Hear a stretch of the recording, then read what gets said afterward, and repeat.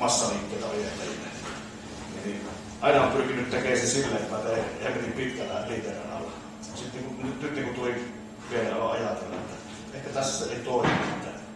Mulla on niin vahvat toi rinta ja olkapäät. Että on sen verran isot taas ja sitten tarvitsisi ojentajia lisää. Miksi siirryttäisiin siellä alavaiheessa se kuormitus sinne rinnalle ja olkapäälle. Vähän lyhentää sitä liikerataa. Tämä on ihan nyt tuli tästä ajatuksesta tuossa oikeastaan niin viimeisen kisan jälkeen. Olen ajatellut, miten voisi kehittää ojentajia. Se ei välttämättä mene sillä entisellä systeemillä tai erittäin sopii, mutta ei oikeastaan niin joka lihasryhmällä niin ei tarvitse olla hirveän montaa eri liikettä, mitkä sitten saat oikeasti menemään perin. Osalta niin loukkaantumisvaara, niin se on paljon isompi. Isompi vaatii joku laakliita. Ei saa käydä salilla ja se on levytausta. Joo. Ei vaavi tuota lihasta käsiä. Mikälainen sulla on tuo treenijako? Mä otan nyt niinku 2 kertaa viikossa jalan etureidet ja takareidet ja sitten Teemu sanottu tai yhden liikkeen, että vielä pahemmin, jos on takareidet, niin ottaa etureiden kerran ja sitten kun etureidet ja takareidet kerran ja sitten ojentajat ja hauvis samana päivänä. Niin ja 2 kertaa viikossa, muut kerrat.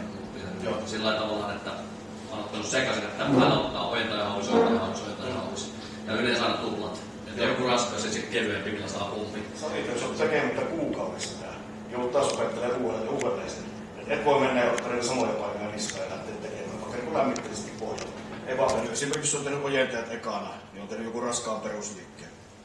Sitten että se on joku dippi tai kapea penkki. Tehnyt sen niin mahdollisimman raskasti, kun tehdään raskaammin, niin aina joku paikka on niin vähän viksalla, että aina löytyy korjattavaa.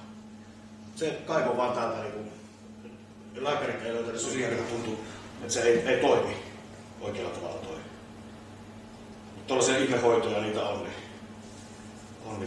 se on semmoinen kaveri kuin Martti Tuononen, se on Joensuussa.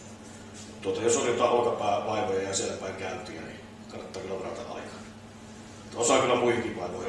Jos teet sen sinne ylätanessa sille, että poimittaa istuu, että jos ajatellaan, että tuolta tulisi se kalja normaalisti, jos käännät näin ja teet täältä, niin se niin vähän saa painoja yleensä, että se alkaa se tappi hakata niiden painolevyjen päälle asti. Ei mulla ikinä itsellä sykemittaria mukana, mutta silleen, että en vaan ole hengistynyt enää, kun mä en tekee seuraavaa, että pystyn tekemään kovaa. Siihen sellaisen kannattaa. Enemmän sellaista niinku vähän maalaisjärkeä käyttää niissä, että ei kellon kanssa ei mennä ja peripainokiloista ei hiilihydraattia heti siihen treenin jälkeen se palautusvielä. Näin ja Gramma per paino?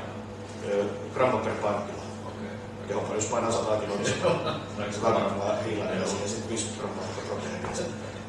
Itse olin aina sitä vastaan, koska ei tuo ole hyvä tapa. Mä enemmän tein silleen, että suhteellisen vähän se hiilihydraatin määrä ja sitten panostan siitä, että otan laadukasta proteiinia jauhoja. Nyt on itse kyllä kallistunut aika pitkälti aminojen puolelle, että EAA ja PCA. Joo, mä en oikeastaan nyt on mennyt pitkän aikaa silleen, että ei mulla ole tässä on herää iso hattia sitä, että nyt hydrolysaattiakaan pelatusjuomaa. Voisi sitä ottaa pienen määrä sitten.